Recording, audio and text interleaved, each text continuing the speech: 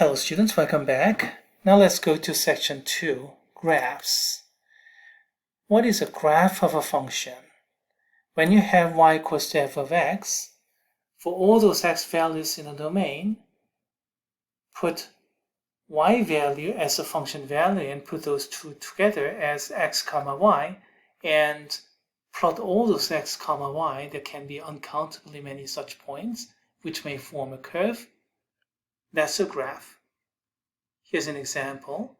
F of x is x to the third power 3x squared minus x minus 2. And then I'm plotting from x value -4 to positive 3. Any x value in between. Do this computation and then you're going to get f of x value. That y-coordinate value, put it somewhere and put those.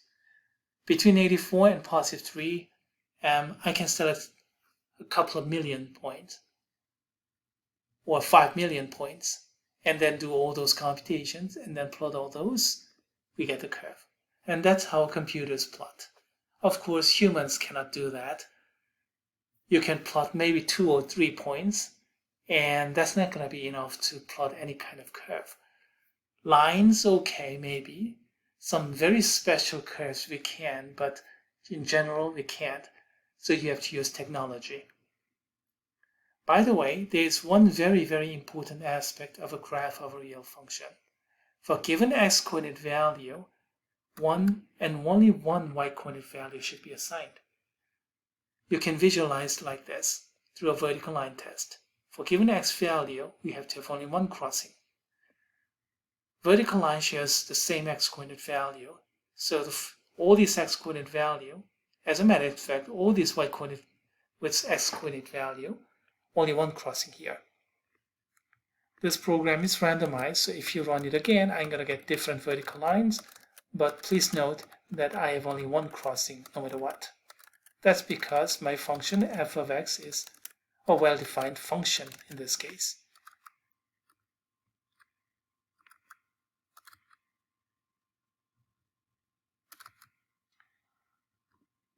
Here are some further examples.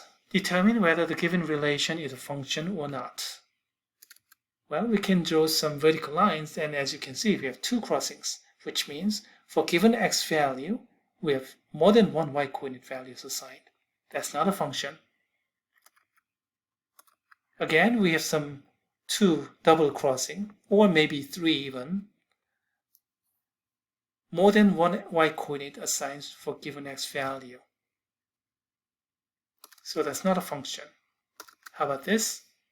Yes, this is okay. This time we have only one crossing for each vertical line. That means for given x, we have only one y-coordinate value assigned.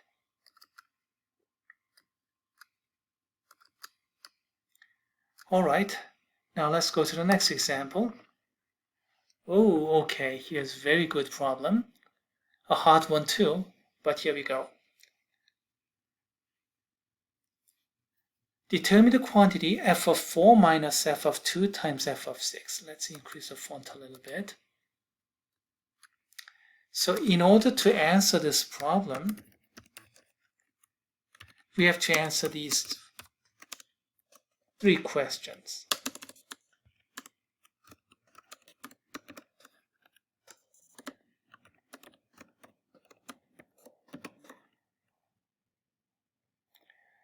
If you have all these three values, then plug those in here, here, and there, and you can do your computation. So even though this problem looks like a single problem, as a matter of fact, it's a combination of three problems put together. Let's see, let's begin this one.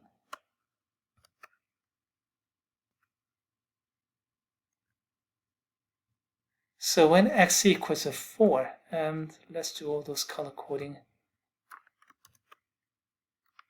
RGB. Oh, I ended up doing RBG. That's okay. So when x equals to 4, you see y equals to f of x, and we have 4 in place of x. And function value f of x is y-coordinate. So you have to find out y-coordinate. In other words, when x is 4, what is y? X value is 0, 1, 2, 3, 4 is right here. From here, where is y? Move vertically until you hit the point on the graph. And you have to hit this point because that's solid. This one is just empty, so that's not part of the graph. This point here has y coordinate 1, right? So f of 4 is 1. Make sense? Next, f of 2.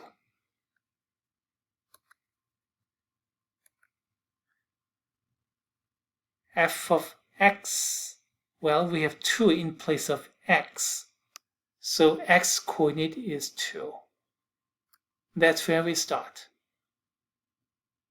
And then move vertically until you hit the graph right here. And then that y coordinate is 1, 2, 3, 4, 5.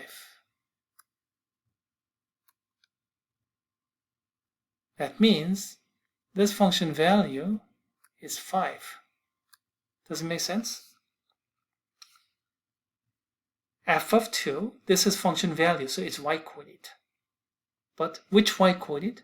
Well, we have 2 in place of x, so y coordinate when x coordinate is 2. So x is 2, what is y? One more time, f of 6. So x coordinate is 6, what is y?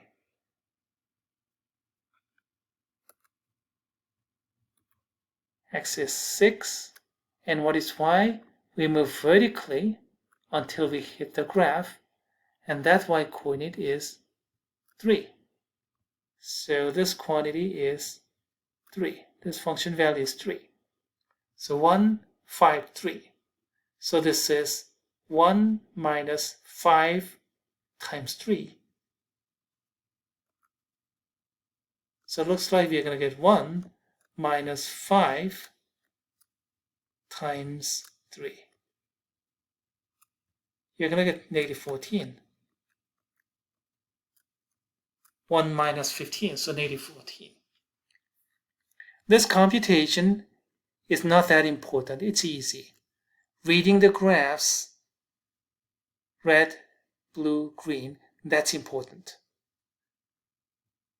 So when x is 4, what is y?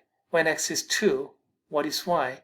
When x is 6, what is y? Etc., etc. Let's get out of the drawing mode. So f4 is 1, f of 2 is 5, f of 6 is 3. So that expression over there, f of 4 minus f of 2 times f of 6 is nothing more than 1 minus 5 times 3, which is 1 minus 15 is negative 14. You can calculate like this. Computation is not that important. Reading the graphs, reading the y coordinate values, that's the big deal. Let me show you what I did in my answer key here. F of 4, starting from here, move vertically until I hit the graph. That y coordinate is 1. X is 2, move vertically until I hit the graph. That y coordinate is 5. X is 6, move vertically. And read the graph, that y coordinate is 3. Function value is y coordinate. Y equals to the function value f of x. And the computation is of course easy. Remember, x value and move vertically, hit the graph and y coordinate value.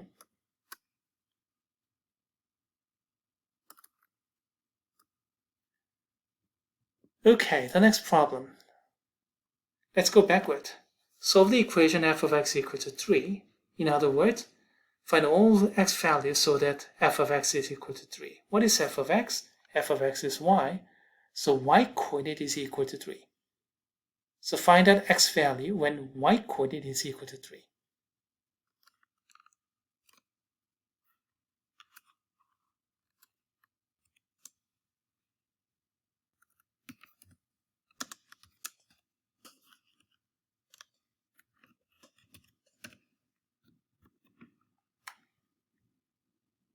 Alright, y-coordinate is equal to 3. How can we visualize that? Y equals to 3, that's a horizontal line. Y equals 1, y equals 2, y equals to 3 is right here. So we are talking about this graph, horizontal line. We have crossing right here and then right there. Not this one. This one is empty, so this is no.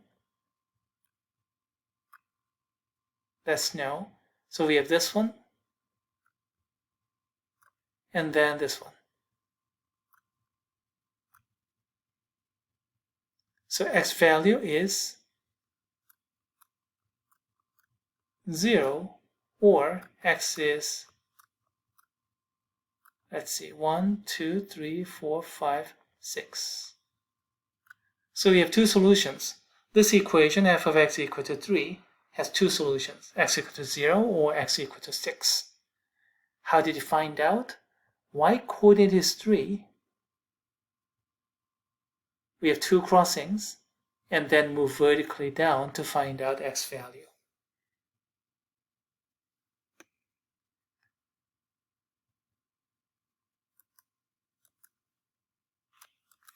So what do I have here in my answer key?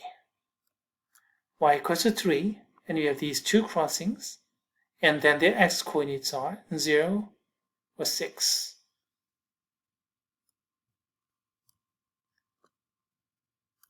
What about the next problem?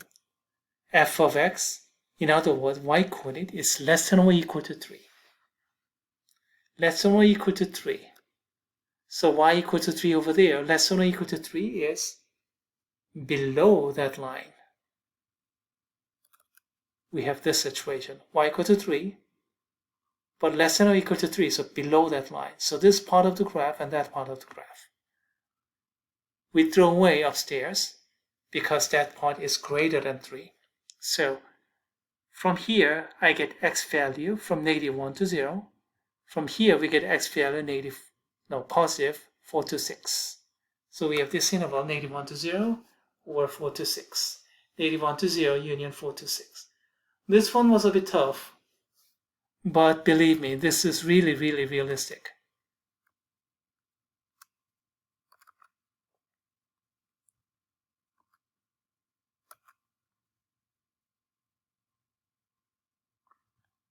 Let's see. Let's find some business example associated to this kind of situation. Let's see. I went to CNBC, and then let's look at some chart like Dow Jones Industrial. And then we have some curve like this. And then, okay, look at this Dow Jones Industrial curve. And then at which month or which date Dow was between 30,000 and 32,000, or between 32,000 and 34,000. You may have to answer those kind of questions, you see. Above 32,000, so you can draw some horizontal line. Oh, this automatic labeling is a bit annoying.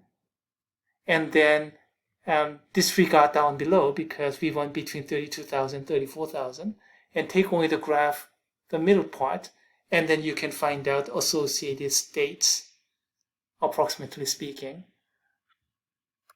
You can do something similar with, say, S&P 500 or all kind of things. You see, these kind of things are directly related to all kind of applications. Reading graphs is extremely important technique that you're going to learn in this course. I emphasize really, really highly. We'll do some more exercises about graphs.